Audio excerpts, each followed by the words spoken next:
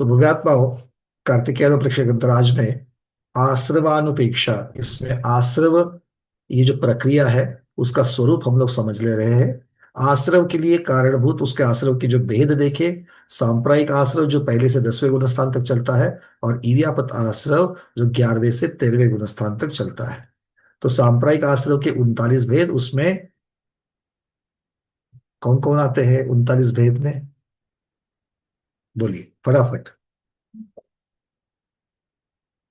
शैलजा दीदी, 39 भेद। जो हाथ ऊपर नहीं करेंगे आज उनको पूछेंगे हम। पूछिए, बोलिए शैलजा दीदी, चला फटाफट चलिए। अनम्यूट करिए।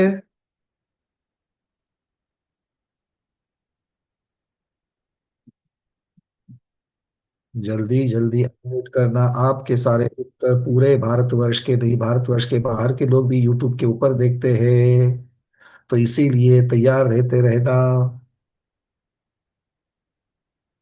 तेवढं जमत नाही बाबा. हाँ शैलजा दीदी बोलो। तेवढं लक्षात येत नाही आहे. चलो, कल स्वाध्याय किया, उसके पश्चात देखा क्या, चिंतन नाही किया नाही क्या उसके ऊपर? केलं म्हणजे काय झालं, मला जरा बरं वाटत नव्हतं म्हणून केलं अरे नाही. कोई बात नहीं, अगर ठीक नहीं लग रहा है तो भी लेटे लेटे चिंतन कर सकते हैं, उसपे कोई परेशानी नहीं है। ठीक है ना? अगर बीमार है तो भी खाना पीना नहीं भूलते, तो आत्मा का भोजन क्यों हम भूल जाते हैं? सविता दीदी बोलिए।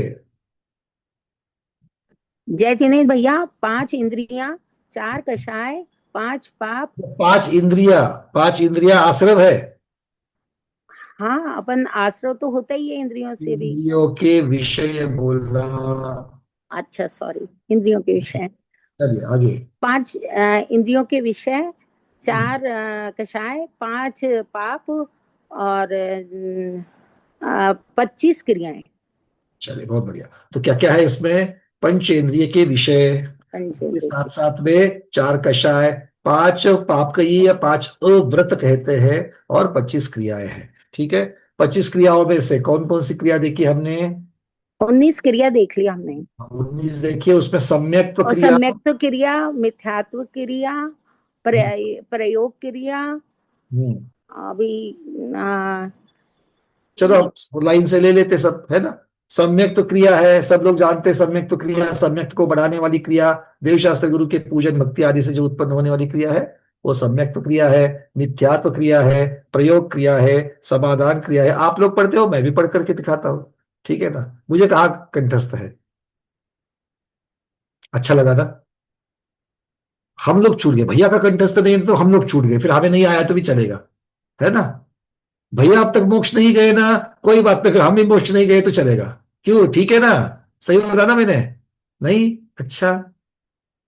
तो हमको मोक्ष डाल करके आप लोग चैन लोग हैं कि नहीं है? बहुत अच्छी बात है, ऐसा ही होना चाहिए। कोई जाए या ना जाए, मैं तो जाना चाहता हूं। आचार्य भगवान कहते हैं सम्यक तो क्रिया, मिथ्यात्व क्रिया, प्रयोग क्रिया। उसके बाद क्या है? समाधान क्रिया, इरियापत क्रिया। ये सब पढ़ने से अब थोड़ा कैटेगराइजेशन भी देख लेते हैं इसका। आचार्य भगवान कहते हैं कि ये 5 हिंसा भाव की, जहां पर हिंसा के भाव होते हैं, ऐसी 5 क्रिया है 25 में से। 25 क्रिया में से 5 का कैटेगराइजेशन कर दिया। कौन सी है? बोले प्रादोषिक किया, प्रादोषिकी, कायी की, अधिकरण की, और परिताप की, और परिताप की के बाद प्राणातिपात की। प्राणातिपात तो हिंसा, सीधा सीधा प्राणों का हरण ही कर लिया। परिताप, परिताप क्या है? परिताप मतलब दुख का उत्पत्ति का कारण बन गए। अधिकरण, हिंसा के साधनों को ग्रहण कर लिया। कायी की क्रिया, दुष्ट भाव से युक्त होकर के सारी क्रियाएं करी। और इस प्रकार से प्रादोषिक की मतलब क्रोध आदि कषाय के आवेश में क्रियाएं करी। तो ये पांचों की पांचों क्रिया जो है, ये मुख्यता रूप इसमें हिंसा के भाव, पाप के भाव है। फिर 5 क्रियाएं हैं इंद्रियों के भोग बढ़ाने संबंधी क्रिया है। जो हम लोगों ने 39 भेद में से 25 क्रिया जो हम लोग कह रहे हैं, वो 25 क्रियाओं में भी देखिए, 5 हिंसावृत जो है, हिंसा को बढ़ाने वाली है या हिंसा युक्त भाव से है, वो अव्रत से संबंधित है।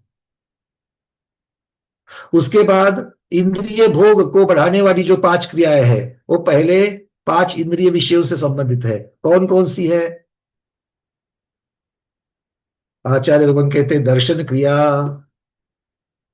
दर्शन क्रिया सम्यक दर्शन वाली क्रिया नहीं, दर्शन क्रिया जो देखने के लिए गए थे ना, नया मॉल खुल गया, नया उद्यान आ गया है, पता नहीं क्या क्या नई नई चीजें आई है, उसको देखने के लिए गए थे, तो वो वाली दर्शन क्रिया। फिर स्पर्शन क्रिया। मुझे जब भी स्पर्शन क्रिया का नाम याद आता है तो मुझे समाधिस्थ गुरुदेव श्री क्षमा सागर जी महाराज की याद आती है। बोले गए थे दुकान में, एक भी साड़ी देखी नहीं, एक भी साड़ी ली नहीं, किंतु जाकर के 50 साड़ियों को हाथ लगा लगा करके आ गए। तो वो जो स्पर्श किया ना, उससे भी आश्रय आचार्य भगवान कहते स्पर्शन क्रिया। फिर प्रात्ययिकी की क्रिया, समन्तानुपद क्रिया और अराभोग क्रिया। समन्तानुपद में क्या है? दूसरे के रास्ते में मलमूत्र या गंदगी बनाना। प्रात्ययिकी की मतलब नए नए साधनों को, उपकरणों को, नई नई रिक्वायरमेंट्स करना, तैयार करना। ये देखो कितना आज का युग जो है ना, ये एडवर्टाइजमेंट का युग है, और हमें इससे बचना चाहिए। और एडवर्टाइजमेंट सिर्फ टेलीविजन के ऊपर ही आती नहीं है, आजकल मोबाइल के ऊपर जो एआई नाम की जो ये नया राक्षस आया है, मैं तो इसको राक्षस कहूंगा, क्योंकि जब वो सिद्ध हो जाएगा साधन करके, वो तो बात अलग है। अभी तो वो राक्षस के रूप में ही है, क्योंकि सच क्या और झूठ क्या समझ में ही नहीं आ रहा है। सच क्या और झूठ क्या, परसों एक वीडियो सामने आया, किसी ने हमको भेजा था। क्या है ना, मेरा इतना ज्ञान वर्धन होता है हमारे स्वाध्यायों की वजह से। स्वाध्याय हमको एक एक चीज ऐसी ऐसी भेजते रहते, क्या पूछ दो। मतलब सबके ये होते कि भैया को तो केवल ज्ञान करा करके ही छोड़ना है, ऐसे ऐसे हमको इंफॉर्मेशन भेजते रहते। वो वीडियो में क्या था, तो जंगल में अपनी कार की डिक्की, बैक साइड में डिक्की रहती है ना, बूट, उसको ओपन कर दिया है, और एक महिला वहां पर खड़ी है, अत्याधुनिक shirt pant T shirt pant पहने हुए वहां पर महिला वहां पर खड़ी है, और जंगल है तो सामने से शेर आ रहा है जोर से, और ये जम करके उस बूट के अंदर, उस डिक्की के अंदर जाती है और डिक्की का दरवाजा लगाकर खुद को बचाती है। हाय रे बोला, ये क्या है? ऐसे ऐसे वीडियो बन करके आ रहे हैं। और एक वीडियो देखा, वो तो बहुत पहले एडवर्टाइजमेंट देखी थी हमने टेलीविजन के ऊपर, बहुत बार जिक्र भी कर चुका हूं उसका मैं। एक फैमिली है, उसमें छोटा बच्चा है, और वो फैमिली अपना घर शिफ्ट करती है, दूसरी जगह पर जाती है, तो बच्चे बड़े नाराज हैं। दो बच्चे हैं वहां पर, दोनों भी दोनों नाराज है। क्यों? क्योंकि यहाँ के सब मित्र उनके छूट गए, अब नई जगह जाएंगे, नए मित्र होंगे, वो पता नहीं कैसे होंगे, क्या होंगे, तो नाराज है बच्चे। अब ये नए घर में जाते हैं, और नए घर जो है उनका पहली दूसरे मंजिल पर है। वहां जाकर के बच्चे सबसे पहले क्या करते हैं, तो अपने दरवाजा, जो घर है उसकी विंडो ओपन करते हैं, खिड़की खिड़की को ओपन करते, खुलते हैं, और खिड़की खोलते ही सामने उनको मैकडोनल्ड्स का जो एम का साइन है ना, मैकडोनल्ड का, सब लोग जानते हो आप लोग, मैकडोनल्ड जानते हैं ना सब लोग, हाँ सब लोग जानते हैं। तो मैकडोनल्ड का जो एम का साइन है वो सामने बच्चों को दिखता है दूर, और बच्चे खुश हो जाते हैं, चेहरे पर उनको ऐसी मुस्कान। ये है एडवर्टाइजमेंट। क्या दिखाया? मैकडोनल्ड्स का एम का साइन, नियॉन साइन देख करके खुश होना है, बाकी चीज मिले ना मिले, मैकडोनल्ड जरूर घर के नजदीक होना चाहिए। ये एडवर्टाइजमेंट्स किस तरीके से दिखाते देखो, और इसका सबके ऊपर प्रभाव पड़ रहा है। तो ये इस प्रकार के नए नए अधिकरणों को निर्माण करना। अच्छे रोटी दाल सब्जी खा करके सब लोग खुश थे कि नहीं थे? करते। गुलाब जामुन गोल गोल गरम गरम, खुश थे कि नहीं थे? फिर क्या कर दिया, बूंदी ली, मीठी बूंदी, और उसमें छोटे छोटे बना करके गुलाब जामुन उसमें डाल दिए, नया पकवान बन गया। देखो इनोवेशन में मुझे कोई प्रॉब्लम नहीं है, नई नई चीजों को निकालने के लिए, बट नई नई चीजें जो है वो हमारे सांसारिक भोगों का नया साधन नहीं होना चाहिए। बातें समझ में आ रही है सबको? तो ये ऐसी श्रृंखला बढ़ती जाएगी, बहुत सारे उदाहरण है। आचार्य भगवान कहते यही तो है प्रात्ययिकी की क्रिया। अब आपने क्या कर दिया, प्रात्ययिकी शब्द जो है इतना जबरदस्त भारी था, वो हमने भूल गए, और उसके साथ में उस प्रक्रिया को भी भूल गए। और वो प्रक्रिया भूल गए, इसलिए बिंदास धड़ल्ले से हम लोग नए नए साधनों का निर्माण कर रहे हैं और आश्रव को पा रहे हैं। समझ में आ रही है बातें? मेरा कहना है कि ठीक है, आगम के शब्द हो सो हो। वो उस जमाने में जो आचार्य भगवंतों ने लिखे, तब जो भाषा प्रचलित थी उस भाषा के अनुसार लिखे हैं। और आगे चल करके हमारे हिंदी भाषिक जितने भी पंडित जी, विद्वान, या जितने भी टीकाकर्ता हुए हैं, फिर वो साधु भी क्यों ना हो, उन्होंने भी बहुत जगह पर बड़े बड़े शब्दों का उपयोग किया या जो के तो शब्दों को रखा है। किंतु अगर अगली पीढ़ी में, अगर, क्योंकि भाषा देखो, ऐसा कहीं पर भी लिखा नहीं है कि प्राकृत आएगी तो ही केवल ज्ञान होगा, संस्कृत आएगी तो ही केवल ज्ञान होगा। मैं बहुत सोच समझ करके बोल रहा हूं ये, क्योंकि भाषा, हम जब इंजीनियरिंग में गए तो इंजीनियरिंग के लिए ड्राइंग, ये इंजीनियरिंग की भाषा है। सबसे पहले पढ़ाया गया ड्राइंग इंजीनियरिंग की भाषा है। तो एक इंजीनियर दूसरे इंजीनियर से कैसे बात करता है, तो पहले ड्राइंग के थ्रू करता है। तो भाषा एक कम्युनिकेशन, संवाद का साधन है। और इसीलिए दश अष्ट महाभाषा समेत शत सात शत सात शत का लघु, तो 700 छोटी भाषाएं और 18 महाभाषाएं जो बताई गई है, तो भाषाओं से कुछ संबंध नहीं है। हमें उसका स्वरूप जो है वो याद रखना चाहिए भाई सबको। मैं इसीलिए ये बोल रहा हूं क्योंकि बड़े बड़े शब्दों से हम लोग डरते हैं, हाँ या ना? और फिर वो बड़े शब्द जो है, वो बड़े शब्दों की वजह से वो चीज हम लोग भूल जाते हैं। ये जिनके लिए हो रहा है, वो लोग इसका स्वरूप जरूर याद रखना। नए नए अधिकरण, नए नए साधन जो है उनको जुटाना। कैसे साधन नए नए? तो सांसारिक भोग के नए नए साधन जुटाना। तो दर्शन क्रिया, स्पर्शन क्रिया सब लोग समझ गए, प्रात्यगिक क्रिया सब लोग गए, समन्तानुपत और अनाभोग, ये सब जो है वो अब अनाभोग में क्या था? समन्तानुपात तक तो हम लोग देखा था। अनाभोग क्या था? तो बिना शोधे समझे प्रासुक किए जमीन के ऊपर बैठ जाना, सो जाना, ये सारी चीजें कल हम लोगों ने चर्चा की थी ना, बैठे बैठे सो जाना। तो ये सारी क्या है? इंद्रिय भोग को बढ़ाने वाली क्रियाएं। 5 अव्रत वाली, हिंसा वाली क्रियाएं, 5 इंद्रिय भोग को बढ़ाने वाली क्रियाएं। अब 5 धर्माचरण में दोष कारण। धर्माचरण जो हमारे व्रत आदि रहते हैं, इनमें दोष लगाने वाली 5 क्रियाएं बताई। कौन सी है वो? स्वहस्त क्रिया। जो चीज हमने नहीं करनी चाहिए वो हमने अपने हाथ से कर दी। देखो, इसमें ऐसी भी चीज आ जाएगी। हमने तो स्वयं रात्रि भोजन त्याग का नियम लिया कि नहीं लिया? लिया है। पर छठी प्रतिमा में फिर से रात्रि भोजन त्याग प्रतिमा है कि नहीं है? दोनों का स्वरूप अलग है। अभी स्वयं की अपेक्षा से किया है, वहां पर कृतकार्य अनुमोदना की अपेक्षा से त्याग है।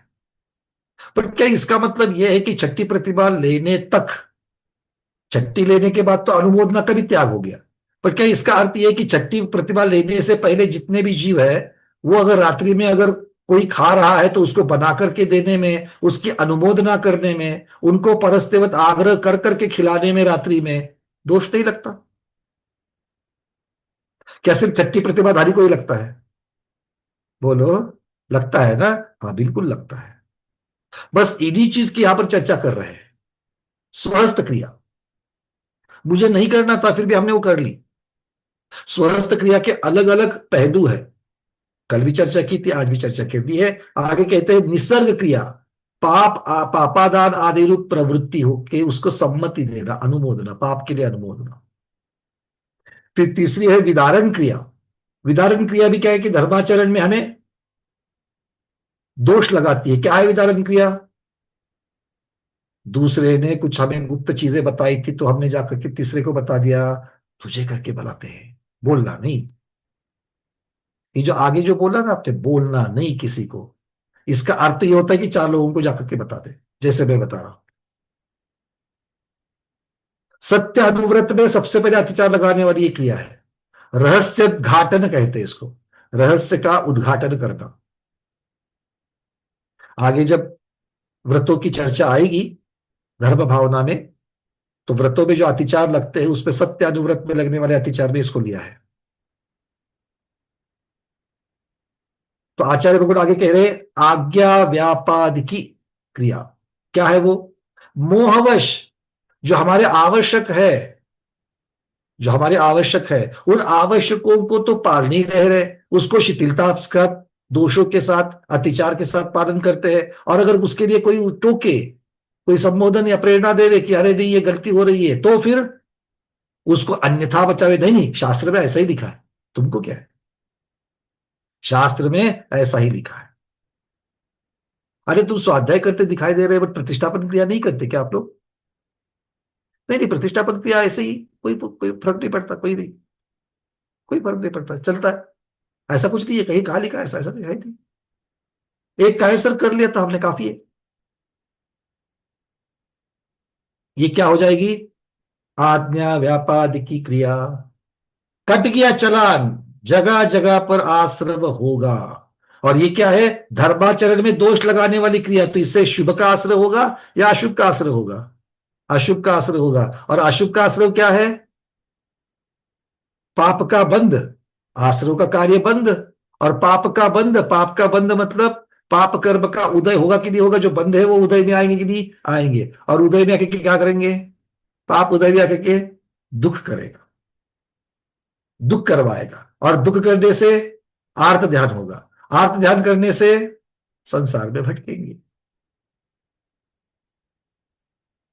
जो बीज यहां पर आश्रव की क्रियाएं, जो 25 क्रियाएं है, जो बीज बोया जा रहा है, बीज बोते वक्त हम ज्यादा उसको महत्व नहीं दे रहे हैं, पर उस बीज से जो आगे बढ़ करके विष वृक्ष बनने वाला है, विष वेल बनने वाली है, उसको भी तो देखना चाहिए कि नहीं देखना चाहिए?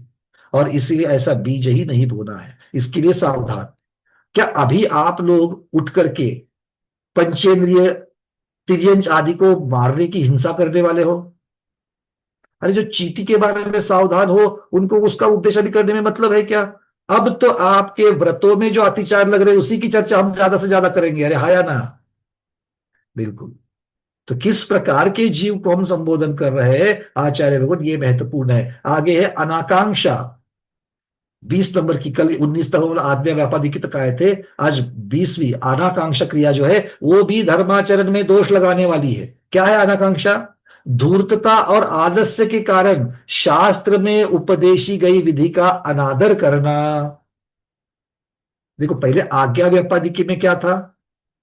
ऐसा ही कुछ तो था ना, शास्त्र में बताई गई जो विधि है, वहां पर सिर्फ शिथिलाचार नहीं था, तो शिथिलाचार के साथ साथ में उसका समर्थन था, शिथिलाचार के। और यहां पर समर्थन की चर्चा नहीं है, बस जो बताई गई है वो प्रमाद से। आप देख लेता, जिनके 3-3 सामायिक का नियम है, जिनके 2-2 सामायिक का नियम है, वो सुबह उठ करके जो पहली सामायिक होती है और दूसरी सामायिक कैसे होती है उसमें देख लेना, कितने आवर्त होते हैं, कितनी शिरोन्नति होती है। पहले वाले में कितना सिर झुकाया था, दूसरे वाले में कितना झुकाया। और एक चीज हमने देखी थी, जब पहले रत्नत्रय व्रत, अनंत व्रत आदि जो देखे हमने बचपन में, तो वहां पर त्रिकाल पूजा होती थी। सुबह भी अभिषेक पूजन, दोपहर में भी अभिषेक पूजन, शाम को भी अभिषेक पूजन देखिए। तो सुबह पहली अभिषेक पूजन करते वक्त वो जो त्रेला करने वाले रत्नत्रयधारी व्रत करने वाले जो जीव है, उनका उत्साह किस प्रकार से रहता है, दोपहर में कैसा रहता है, और शाम में तो बेचारा क्रिया ही करता रहता है। किसी चीज का निषेध नहीं कर रहा हो, तो आगम मुक्त है, आगम में दिया है इस प्रकार से त्रिकाल पूजा है करके। मेरा कहने का मतलब इतना ही है कि हम अपने आप शिथिलाचारी बन जाते हैं, और शिथिलाचारी बन जाते हैं ऐसा बोल करके छोड़ना चाहिए क्या? तो क्या करना चाहिए? अच्छा, दूसरा एक उदाहरण लेते हैं। अगर मान लो आप लोगों को पिकनिक को जाना है ना, अच्छी टूर पर पैसे वैसे खर्च करके बहुत बढ़िया से दूर वाली टूर पर जा रहे हो, और निकलते वक्त बड़ा अच्छा उत्साह था, 2-3 दिन से तो तैयारी कर रहे थे, पैकिंग वगैरह इतनी बड़ी खुशी से करी है, और अब निकलने का समय आ गया और घर का कोई बड़ा व्यक्ति जो है उसने झट से कुछ तो आपको ऐसा बोल दिया। हड़बड़ी में बोला जाता है, क्योंकि ऐसे समय रहते जब व्यक्ति को अपने आप पर आपा नहीं रहता है, और दूसरे को टॉन्ट मारा जाता है, दूसरे का अपमान किया जाता है, दूसरे को कुछ तो ऐसा बोला जाता है जो दूसरे को अपमानकारक लगे। तो अपमान हो गया, तो जाकर के उत्साह जो था वो सारा का सारा उत्साह निकल गया। अब ऐसा मूड डाउन करके पूरी यात्रा करते हो क्या, पूरी पिकनिक करते हो? नहीं। तो वो जो अनुत्साह हुआ है, उस अनुत्साह को उत्साह में बदलते कि नहीं बदलते हैं? कोई दूसरे भी प्रयास करते हैं, क्योंकि खुद का भी तो प्रयास रहता है, अरे बनने दो, हमको तो टूर पर जाना है, देखो सामने कितने अच्छे सीन दिख रहे हैं। तो खुद खुद का मोटिवेशन करते कि नहीं करते हो? बोलो, करते हो? मोटिवेशन करते, खुद का मोटिवेशन जरूर करते हैं। तो ऐसा ही जाप्य के समय, सामायिक के समय, पूजन के समय अगर निद्रा आती है तो खुद का उत्साह बढ़ाना चाहिए कि नहीं बढ़ाना चाहिए?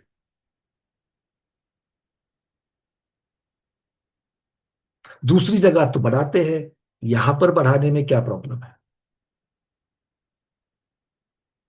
आचार्य भगवान कहते कि हाथ की माला पूरी गिर रही है, पूरी गिर रही है, पूरी गिर रही है। किसी ने देखा तो क्या बोले, अरे नहीं नहीं, वो तो ऐसे ही कर रहे, हूं। चार हूं में काम कर देते हैं, यही कह रहे हैं। धूर्तता और आलस्य के कारण शास्त्र में उपदेश की गई विधि का अनादर अनाकांक्षा क्रिया है।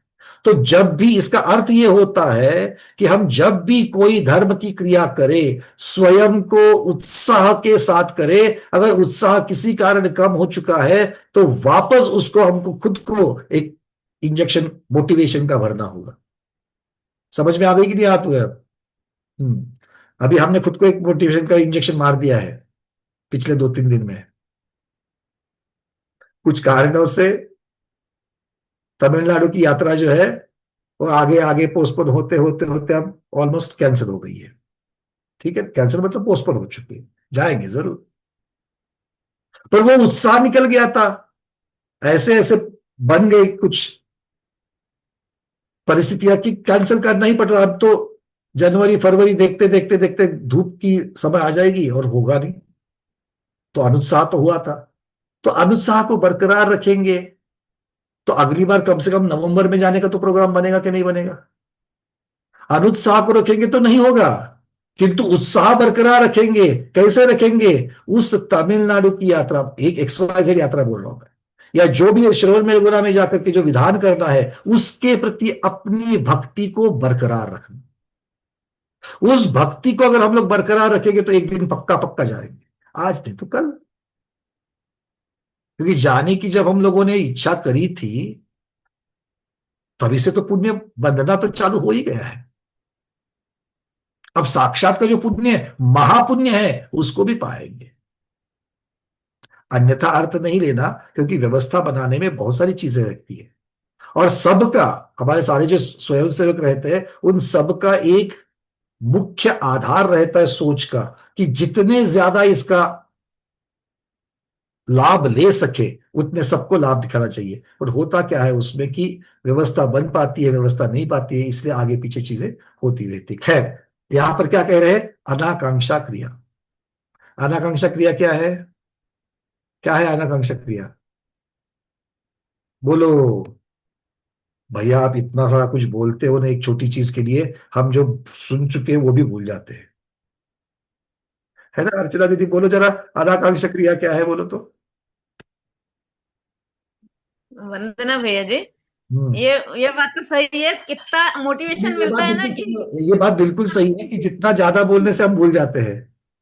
थोड़ा सा पीछे का मतलब आगे आगे उपयोग लगने लगता था पीछे का, लेकिन उसको रिपीट देखने से याद आता है। बस यही बात है कि जो उपयोग निकल रहा है उसको वापस पकड़ करके रखना, यही उत्साह है।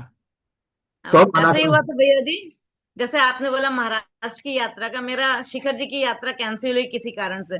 मेरे को इतना ज्यादा उसका डिप्रेशन टाइप का आ गया था, लेकिन फिर मैंने अभी नवोकार मंत्र की जाप की, जब तक मेरी ये पूरा ना हो मैं एक नवोकार मंत्र की जाप रोज दूंगी, बहुत बढ़िया निमित्त ना अनुप्रिया, हूँ। क्योंकि इसी प्रकार से उत्साह और पुरुषार्थ, क्योंकि हमें जो अब याद रखना हमेशा, इन सब में हमारा अंतराय कर्म कारण है। अभी जो हमें भगवान के दर्शन नहीं हो रहे, यात्रा नहीं हो रही है, प्लान करके भी अगर नहीं हो रहा है, इसका मतलब यह है कि हमारे कर्म अभी बहुत बलवान है, किंतु हम कर्मों को भैया सारा। कुछ भी उसमें ने तो यात्रा के लिए धन भी दिया था तो भी नहीं जा पाई, इतना अरे मतलब सवाल लोगों को उस धन यही से, तो देखो, मतलब मेरा इतना बड़ा अंतराय था जो टल नहीं पाया, सोचिए। अंतराय कर्म की विशेषता यही है कि आपकी पात्रता है, सामने परिस्थितियां है, संधि है आपको जाने के लिए या वो कार्य करने के लिए या लाभ पाने के लिए, फिर भी आदमी नहीं कर पाता है। बिल्कुल नहीं, बहुत ही, मैं तो बहुत।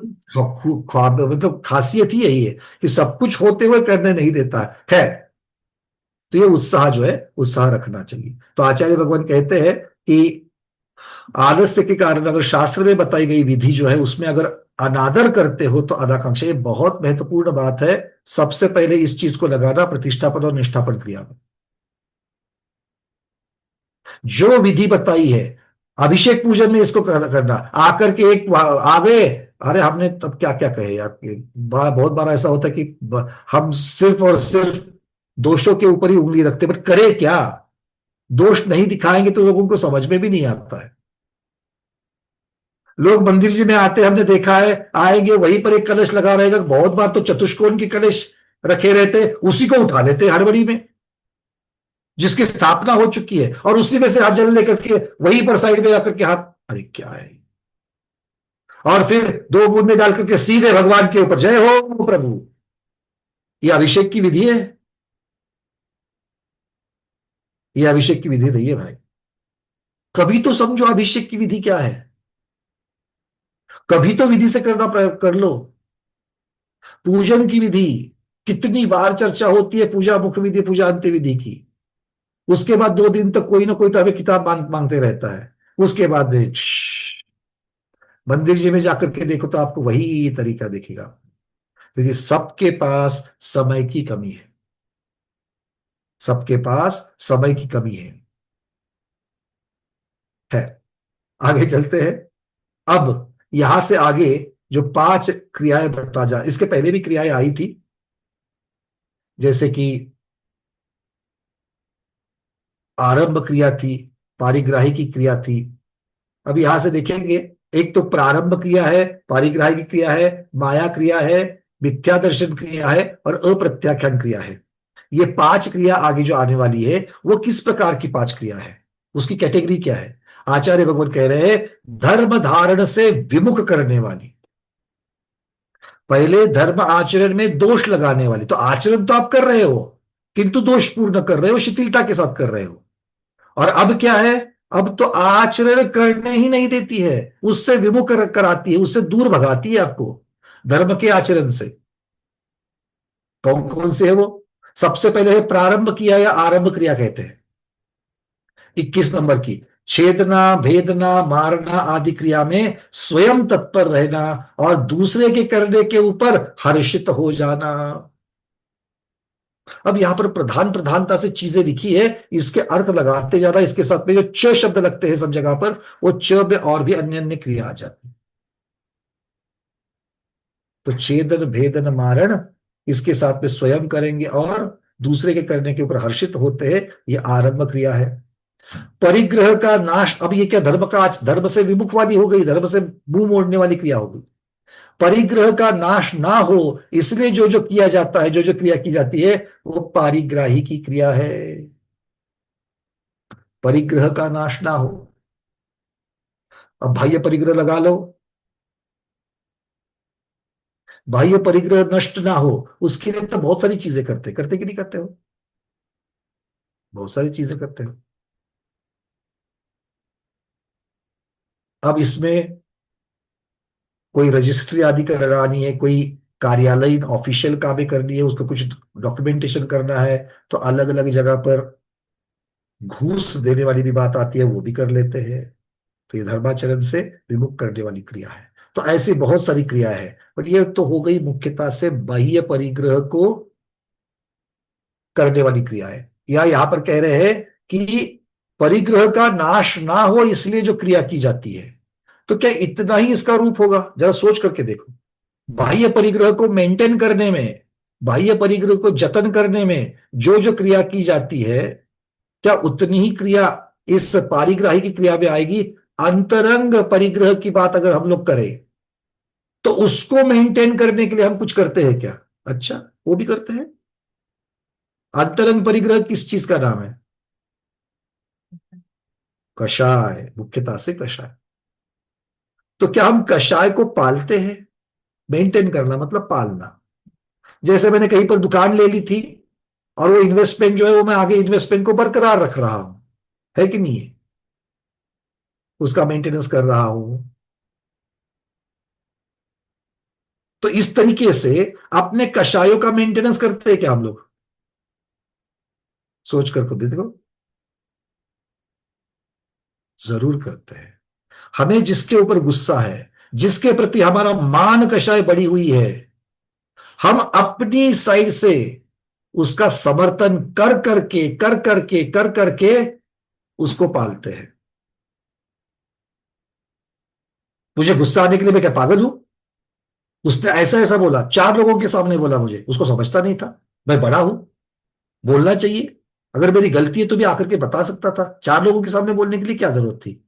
मेरा समर्थन देखो, ये समर्थन किस चीज का चल रहा है? मेरे गुस्सा करने का समर्थन है।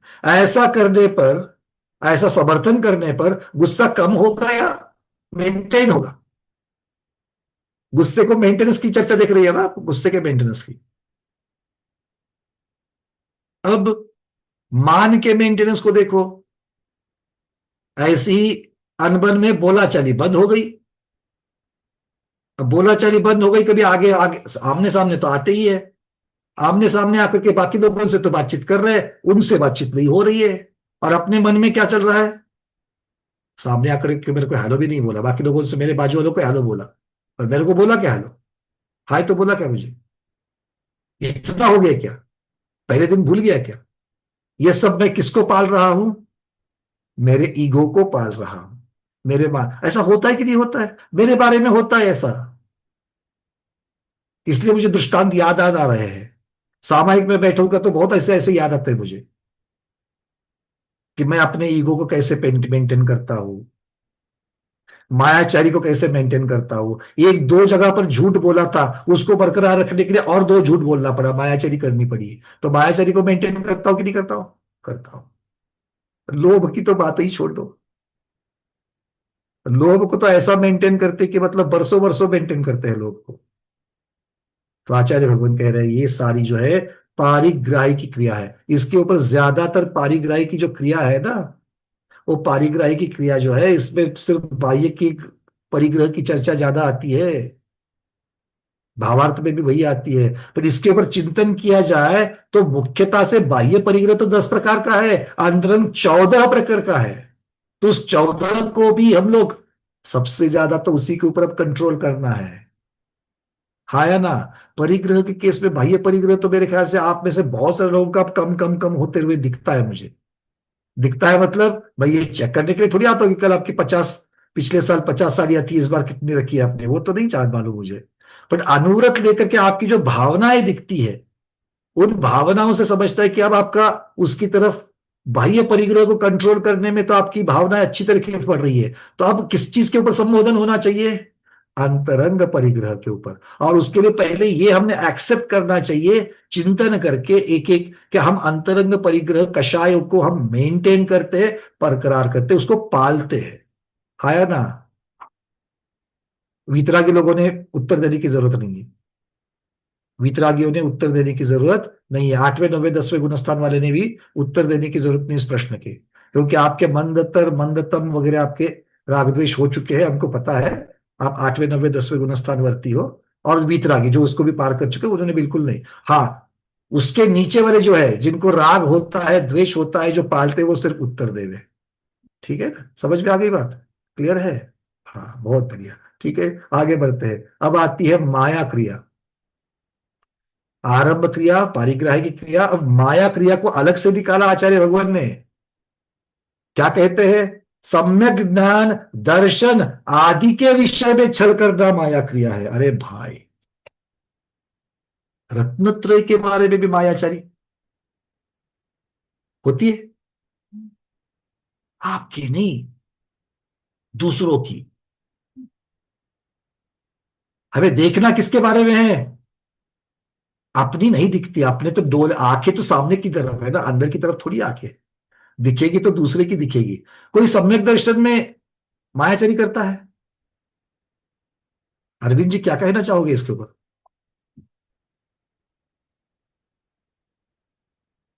वरना भी एक जस्ट अभी अभी स्वाध्याय में अपन बैठे हैं तो वस्त्र शुद्धि नहीं है, अगर स्लीपर पैर के बैठे हैं अपन, मतलब जो भाव से विनय से बैठना चाहिए वो विनय से नहीं करता है करते हैं, या प्रतिष्ठापन क्रिया निष्ठापन क्रिया भी नहीं करते, तो ये सब भी समय ज्ञान दर्शन में मेरे ख्याल से आ जाएगा। ये तो दोष लग रहा है, बिल्कुल आप जो कह रहे हो ठीक है, दोष लग रहा है, बट इसमें मायाचारी कैसे हो रही है? मायाचारी तो अपन अपने खुद के साथ मतलब धोखा ही दे रहे हैं कि भाई जो। बहुत बढ़िया, हम खुद को धोखा दे रहे हैं, दूसरे को तो धोखा दे ही सकते हैं।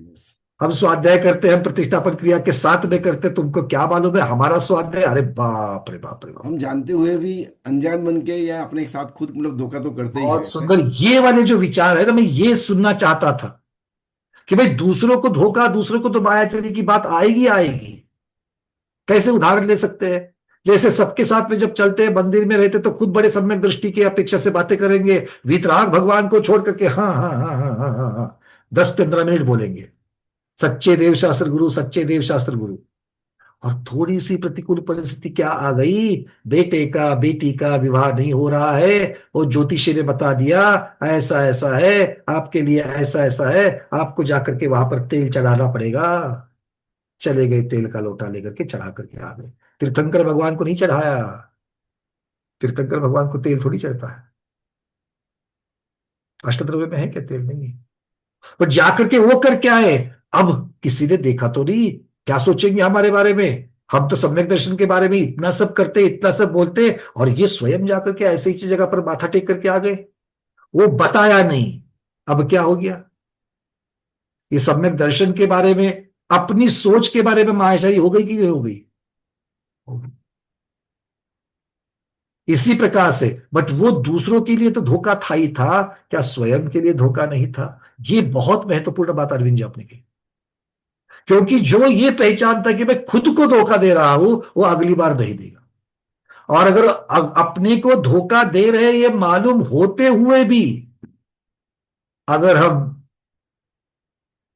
वही गलती बार बार बार बार कर रहे हैं, तो उसे गलती नहीं, व्यसन कहते हैं। गलती और व्यसन में ज्यादा अंतर नहीं होता है। गलतियां एक दो बार होती है, किंतु गलती को गलती ना मानते हुए बरकरार रहना, करते ही रहना, करते ही रहना, करते ही रहना। ठीक है, समझ में आ गई बात? एक बार छोटी सी चोरी कर ली, अब चोरी तो छोटी है कि बड़ी है, चोरी चोरी है, उसका समर्थन कर दिया, फिर अगली बार की, फिर अगली बार की, अब तो उसको करने में कोई उसको गलत नहीं दे रहा, वो करते जा रहा है, करते जा रहा है, तो ये क्या कहलाएगा? चोरी का व्यसन। ये क्या कहलाएगा? चोरी का व्यसन।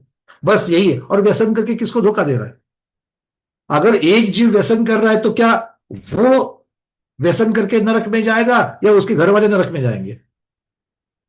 दूसरे तो नहीं जाने वाले उसके व्यसन की वजह से। तो धोखा किसको दे रहा है? बहुत ये बात महत्वपूर्ण है। सम्यक दर्शन ज्ञान आदि के विषय पे, मतलब रत्नत्रय मोक्ष मार्ग के बारे में छल कपट करना। अच्छा, उपदेश कर रहे हैं रत्नत्रय का, और रत्नत्रय के उपदेश में साक्षात में जो मोक्ष मार्ग नहीं है, ऐसी कुछ क्रिया बता करके छल कपट कर रहे हैं। किसके लिए? पैसा कमाने के लिए। अरे वो सब जाप वगैरह तो ठीक है, वो बताया, पर आपको और एक चीज मैं बताता हूं, आप ऐसा ऐसा कर लो। वो अपने घर है ना, उसका कॉर्नर ओपन करो, उसके अंदर मोती डाल दो, वो मोती और उसके साथ में थोड़ा सा सोना भी डाल दो। एक एक एक एक, एक, ऐसी ऐसी ऐसी चीजें बताते हैं, और फिर फीस, हमारी फीस बिना दक्षिणा के हम नहीं करते, बिना दक्षिणा के नहीं करते। क्या हो गया ये?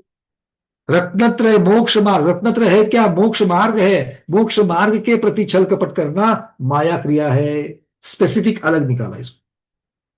आगे कहते हैं, मिथ्या दर्शन के साधनों से युक्त पुरुष की प्रशंसा।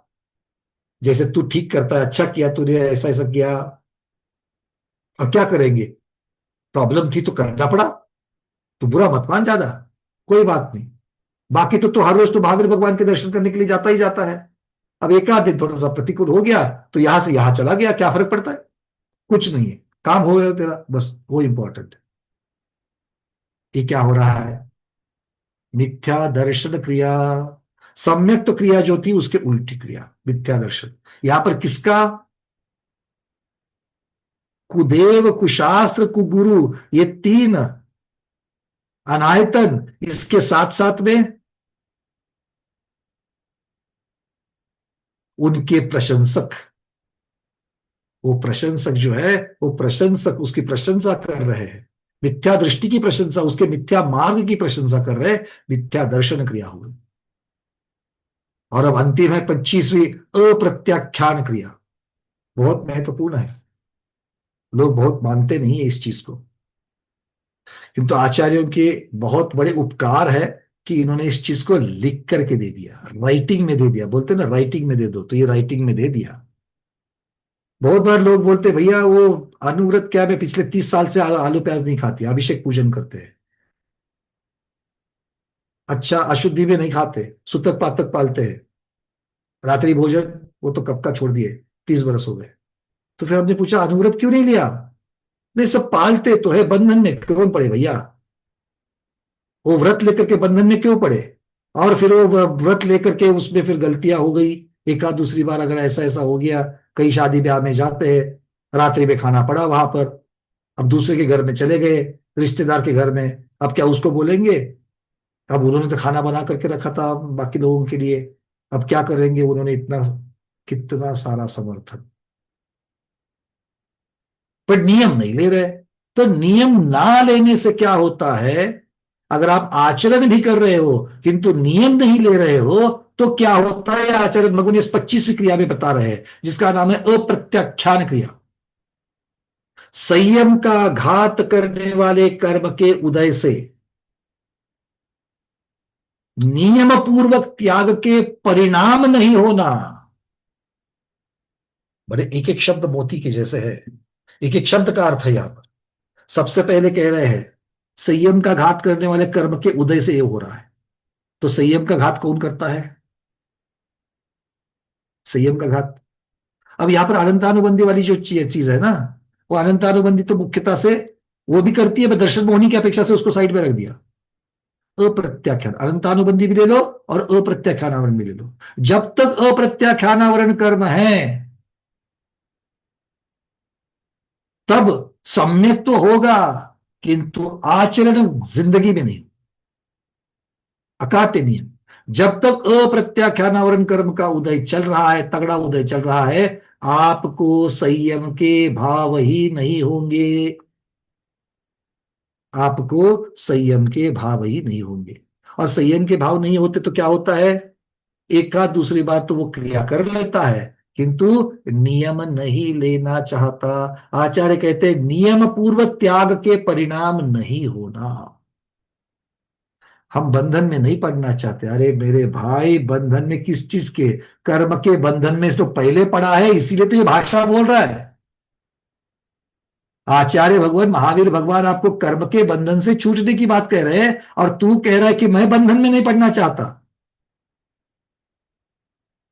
खाने पीने का त्याग सबसे लास्ट में, खाने पीने का त्याग सबसे लास्ट में बोले। सबसे लास्ट मतलब कब? बस अब जाने के लिए कुछ आधा घंटा बचा है, तब दे देना, अंतिम अंतर मुहूर्त तब दे देना हमको, तब हम जो चाहिए नियम लेने को तैयार हो गया, तब तक नहीं। नियम पूर्वक त्याग। अच्छा किसी को बता दिया कि अरे भाई अब तो आपके इस प्रकार की उम्र हो चली है, अब क्या आभूषण आदि करना है ना, आभूषण आदि लेकर के क्या करना है? तो बोले हाँ आभूषण का तो त्याग करना ही करना है, मुझे पक्का करने वाले हैं, ये सब कुछ मेरा, मुझे थोड़ी रखना है, ये तो आगे बच्चों को ही देना है।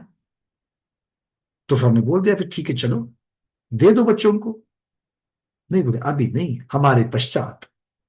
बोले कब? अभी नहीं, हमारे पश्चात। मतलब पश्चात का अर्थ क्या हो गया, जब तक इस कुड़ी में प्राण है, जब तक इस शरीर में आत्म प्रदेश है, तब तक इसका भोग मैं ही करूंगा। नियम नहीं लिया ना त्याग का, क्या हो गया? समझ में आ रही है बातें? ये आप लोग नहीं, मैं करता हूं ऐसे, इसलिए खुद को संबोधन दे रहा हूं मैं। नियम पूर्वक त्याग। अगर आप किसी चीज को छोड़ना चाहते हो, सचमुच के आपके संयम के परिणाम हो रहे हैं, तो नियम लेकर के करना, क्योंकि नियम लेने से आप नियम लेते मतलब करते क्या हो? आप ऐसा, एक प्रतिज्ञा होती है नियम में, अगर भले आप वो शब्द उच्चारण करो या ना करो, उसका अंतर्भाव, उस भावों का अंतर्भाव उसमें हो जाता है उस नियम प्रतिज्ञा में, कि प्रतिकूल परिस्थिति आएगी तो भी मैं इस चीज को पालन करूंगा, जिसका नियम ले रहा हूं वो प्रतिकूल परिस्थिति में भी पालन करूंगा। और जो लोग नियम नहीं लेते हैं, बस वो इसी चीज के लिए नियम नहीं लेते। क्यों? अनुकूल परिस्थिति में तो है ही है, अच्छी तरीके से हम पालन करते हैं, किंतु प्रतिकूल परिस्थिति आ जावे तो हम थोड़ा बदल सकते हैं। मतलब मैं हर रोज तो रात्रि भोजन नहीं करूंगा, किंतु नियम क्यों नहीं ले रहे? नहीं, बाहर गांव जाना पड़ता है, मतलब प्रतिकूल परिस्थिति आएगी तो फिर उसके लिए मैं त्याग नहीं करना चाहता। समझ में आ गई बात? अच्छा, मैं उनको पूछना चाहता हूं, बाहर गांव कितना दिन जाते हैं 365 दिन में? मैं बोलता हूँ 50 दिन नहीं, 65 दिन जाते हो, बट 300 दिन तो नहीं जाते ना। तो 300 दिन का तो आपको पालन शुरुआत तो कर लो, जब तक घर में है तब तक। हाँ या ना? उतना तो कर सकते कि नहीं कर सकते? अरे हर रविवार की छुट्टी के दिन बाहर जाकर के भोजन करते हो, ठीक है, बट अपने घर में तो आप 6 दिन का पालन कर सकते। 6 दिन हर रोज तो जाकर के नहीं जाते होटल। हर रोज का हर रोज नियम ले लो। हर रोज होटल जाते हो, हर रोज आलू प्याज खाते हो, हर रोज रात्रि में भोजन करते हो। अगर ये सब करते हो तो सिद्धार्थ, मुझे कुछ नहीं बोलना है। फिर आचार्य भगवान कह रहे हैं कि ये क्या है? अप्रत्याख्यान क्रिया है, 25 क्रियाओं में से एक है, सांप्रदायिक आश्रव का कारण है, और इसीलिए बहुत महत्वपूर्ण बात है। ये धर्म के आचरण से विमुख करने वाली क्रिया करके इसको रख दिया आचार्यों ने। आचार्य भगवान कहते हैं कि अगर नियम लेकर के नियम पूर्वक त्याग करने के परिणाम नहीं हो रहे, तो ये आपके अप्रत्याख्यान कर्म जो है उसका उदय है। और ये आश्रव, अशुभ आश्रव, पाप का बंध कराने वाली क्रिया प्रति समय हो रही है। अनुव्रत क्यों लेना है? अतिचार जब लगते हैं तो दोष लगता है, प्रायश्चित लेकर के हम लोग उसको और भी क्लीन कर देते हैं। मैं मानता हूं कि आपको डेफिनेटली दोष लगते हैं कहीं ना कहीं तो। अरे पर अगर नहीं लोगे तो क्या बच जाओगे? आप जो बोलते हो कि मैं रात्रि भोजन का नियम इसलिए नहीं लेता क्योंकि मुझे रात्रि में भोजन करना पड़ता है, तो हर रोज तो नहीं करते। तो नियम नहीं लेने से आपको दोष नहीं लग रहे हैं? नियम नहीं लेने से आपको दोष लग रहे कि नहीं लग रहे हैं? जो हमारे पुराने साथी है बैठे हुए, थोड़ा सा बोर हो जाएगा, बहुत बहुत बार मैंने ये चर्चा करी है, बट नए जो है ना उनको मतलब ये चर्चा हमसे नहीं करी है कभी, तो थोड़ा सा हम करना चाह रहे हैं। ठीक है, क्लियर है? और बाकी के लोग भी रिलैक्स होने की जरूरत नहीं है। जिन्होंने पहली प्रतिमा ली है अनुव्रत, उन्होंने भी रिलैक्स होने की जरूरत नहीं है। हम भी कहा पाप पुण्य के धुले हुए हैं। जिसकी दूसरी प्रतिमा है, जिसकी तीसरी है, जिसकी छठी है, जिसकी सातवीं है, अंतिम ध्येय आ गया? नहीं आया। फिर अनुव्रति ने किसकी चिंता करनी चाहिए? मेरे गुणवत शिक्षाव्रत पढ़ रहे कि नहीं पढ़ रहे? अगर गुणवत शिक्षाव्रत अगर मेरे नहीं पढ़ रहे तो मेरे अनुव्रत में दोष लग रहा है। गुणव्रत लेते क्यों है? गुणव्रत लेते क्यों है? अनुव्रत की रक्षा करने के लिए। समितियां क्यों बताई गई? महाव्रत की रक्षा करने के लिए।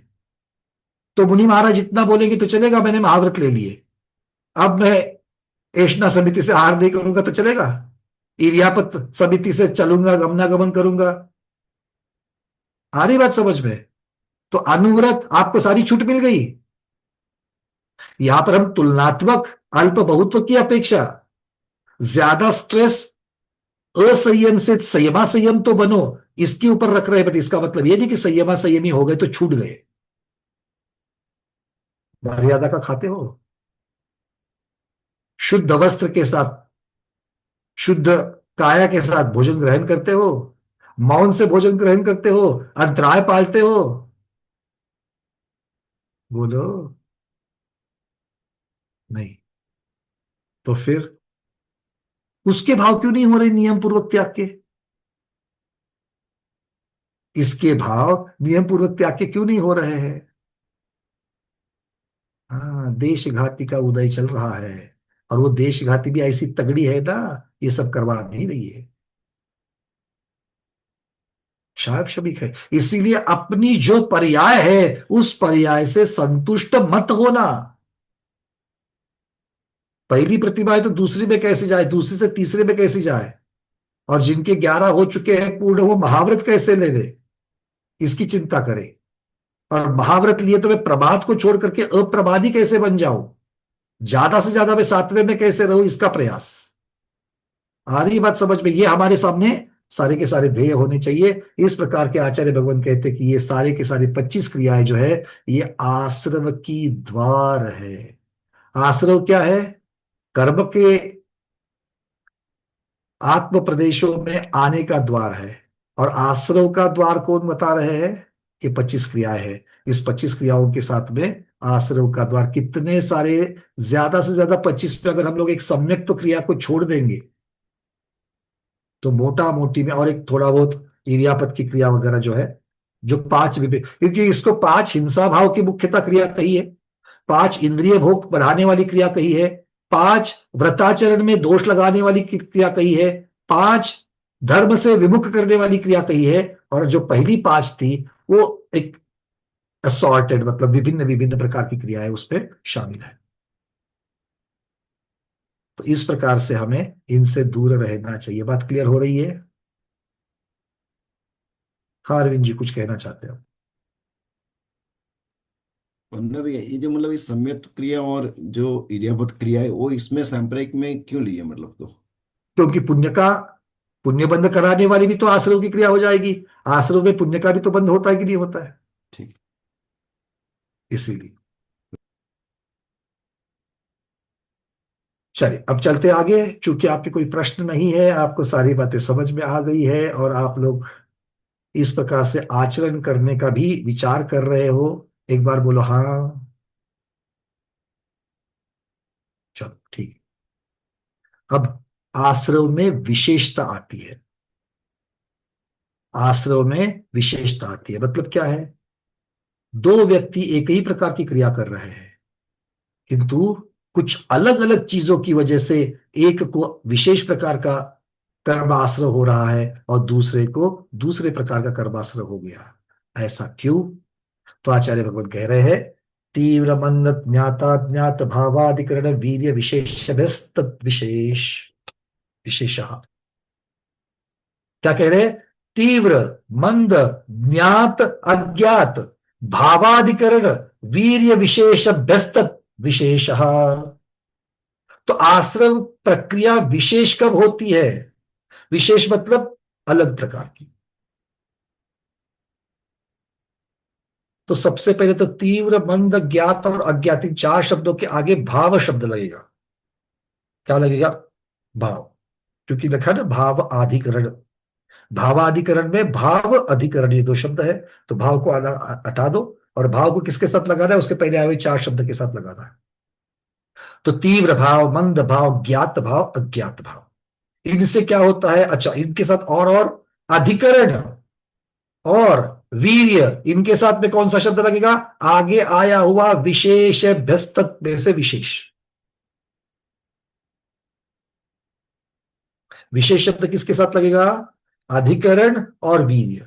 अर्थात तीव्र भाव, मंद भाव, ज्ञात भाव, अज्ञात भाव, अधिकरण और वीर्य विशेष। विशेष शब्द वीर्य के साथ मिलेगा, वीर्य विशेष भ्यस्त भेद से, इनके भेद से, इस जारी जो भेद बताए इनके भेद से क्या है? विशेष। किसका विशेष है? आश्रम का विशेष है। तो चलते हैं, ये बात तो सबको समझ में आती है। तीव्र भाव किसे कहते हैं? आचार्य भगवान इसकी बड़ी सुंदर परिभाषा दे रहे हैं। बाह्य और अभ्यंतर हेतु की उदीरना के कारण जो आवेग युक्त परिणाम होता है वह तीव्र भाव है। तो तीव्र भाव आवेग होता है, ये तो सबको समझ में आ गया है ना। कभी कभी भक्ति करने की ऐसी तीव्र इच्छा होती है, बहुत तीव्र होती है, वो तीव्रता का आवेग क्यों आ गया, वो तीव्रता क्यों, ये बहुत महत्वपूर्ण बात है। ऐसा क्यों महत्वपूर्ण है? क्योंकि यहां पर आपको सॉल्यूशन दे रहे हैं। किसके लिए? अगर आपके शुभ भाव तीव्र नहीं हो रहे हैं और अगर आपके अशुभ भाव तीव्र हो रहे हैं, तो इनका कारण पता चल जावे तो हम उनको सुधार सकते हैं। हाँ या ना?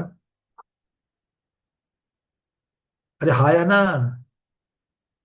शुभ भाव औषधि है, अशुभ भाव बीमारी है।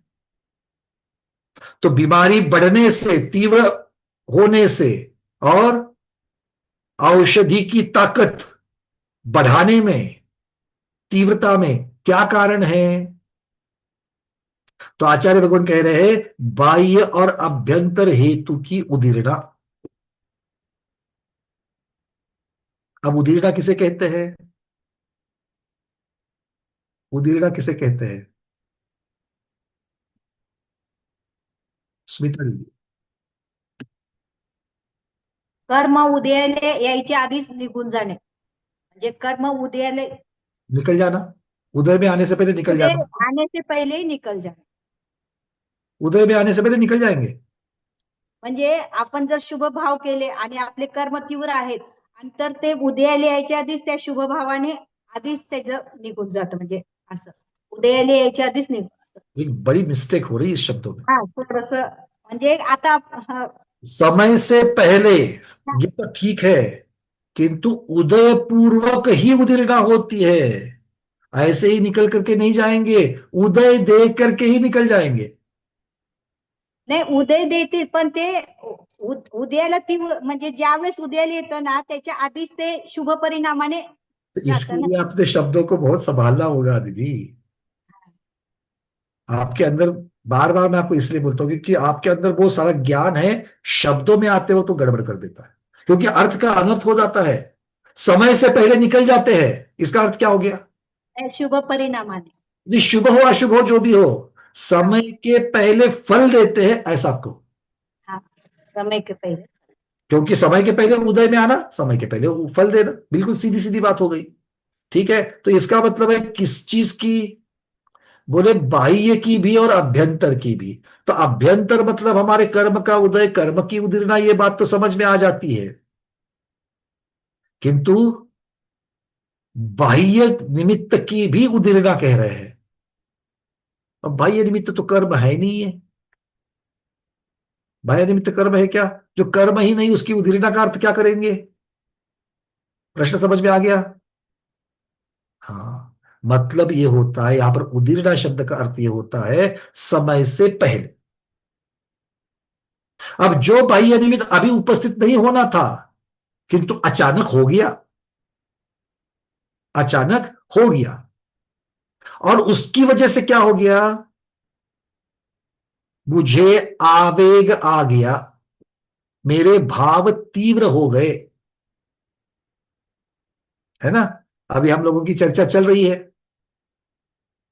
और झट से ऐसा हो जावे कि वहां से और एक विंडो ओपन हो जाए और बड़ी माता जी आज स्वाध्याय में प्रवेश कर जावे, क्या होगा? अरे मतलब वो भाव करके देखो क्या हो गया अंदर। कोई तो ताली बजा रहा है, भाव की तीव्रता बढ़ गई कि नहीं बढ़ गई? 2 सेकंड के पहले आपके जो भाव थे, मैंने सिर्फ कल्पना करी है, और कल्पना मात्र से आपके तीव्र आवेग आ गया। तो ये बाह्य निमित्त तो उपस्थित हो गया कि नहीं समय के पहले? उसकी आशंका नहीं थी, पर हो गया एकदम से, और भाव तीव्रता को आ गए। बाह्य निमित्त और कैसा? अब ये बाह्य निमित्त आ गया, मान लो माता जी यहां पर आ गई, हमारे भाव क्या सिर्फ बाह्य निमित्त से आ जाएंगे? नहीं, हमारे मन में जो भक्ति उमड़ेगी, ये जो भक्ति उमड़ेगी, वो जो पहले पुण्यानुबंधी पुण्य कर्म हमने बांधे थे, उनकी उदीर्णा होकर के उसको वहां पर सपोर्ट करेंगे। तो अभ्यंतर कारण की उदीर्णा भी हो गई, बाह्य कारण की भी उदीर्णा हो गई, दोनों के साथ में आवेग बढ़ गया। किस चीज का आवेग बढ़ गया? शुभ भावों का आवेग बढ़ गया। अब इसी के साथ में संक्लेश परिणामों का आवेग बढ़ाने का दृष्टांत ले लो। अभी बैठे हो स्वाध्याय में, खुदा ना खास्ता कहीं से एक टेलीफोन आ गया, आपने उठा लिया, और कई बड़ी दुर्घटना का समाचार मिल गया। अब बोलो, दुर्घटना का समाचार एक्सपेक्टेड नहीं था, बाह्य निमित्त की उदीर्णा से एकदम से साथ एकदम अचानक उपस्थित हो गया और उससे मेरे अशुभ कर्म का जो उदय अभी नहीं था, वो उदीरना में आकर के, उदय में आकर के उन्होंने उसकी तीव्रता बढ़ा दी, संक्लेश परिणाम तैयार किए और फिर आकुलता, शोक, दुख, ये सब की श्रृंखला चालू हो जाएगी, आर्त ध्यान की श्रृंखला चालू हो जाएगी, आवेग। समझ में आ रही है बातें? तो आवेग में कारण कौन है? एकदम से तीव्रता का कारण आभ्यंतर भी है और बाह्य भी है। ऐसे कारणों की उदीरना से आचार्य भगवान कहते हैं कि आवेग युक्त परिणाम हो गया, वो तीव्र भाव है, और इससे उल्टा मंद भाव है, इससे उल्टा मंद भाव है। तो बाह्य निमित्त की भी सहकारिता नहीं है और आंतरिक निमित्त की भी सहकारिता सहकारिता नहीं है, मतलब अचानक उदीरना वाली, क्योंकि उदीरना में क्या होता है, जो उदय में आने वाले थे वो तो है ही है, और एडिशनल उदय में ला रहे हैं समय से पहले, यहां पर वो नहीं है। इससे उल्टा मंद भाव होता है। क्लियर है सबको? तो अगर आपको, मूल प्रश्न के ऊपर तो आना चाहिए ना, कारण तो पता चल गया, संक्लेश परिणाम को कारण कौन हो गया? अभ्यंतर भावों की और बाह्य भाव की। अब इसके लिए क्या करना पड़ेगा? इसके लिए क्या करना पड़ेगा ताकि मेरे संक्लेश परिणाम ना हो? शुभ परिणाम का आवेग तो कोई नहीं रोकेगा, शुभ परिणाम का आवेग तो कोई नहीं रोकेगा, पर संक्लेश परिणाम का आवेग तो जरूर रोकना चाहिए, क्योंकि वो ज्यादा से ज्यादा नुकसान करने वाला है।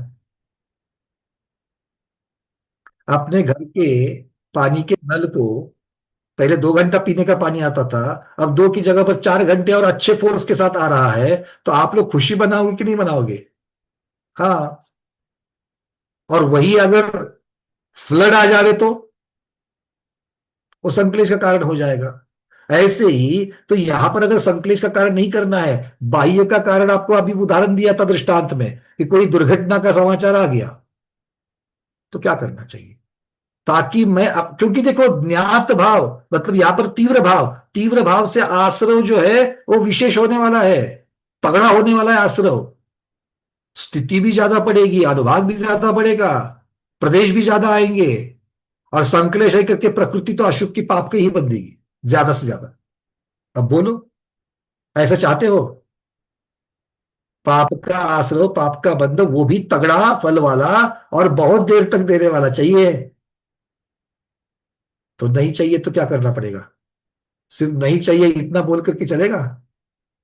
हाँ बोलो दीपा दीदी, क्या करना पड़ेगा?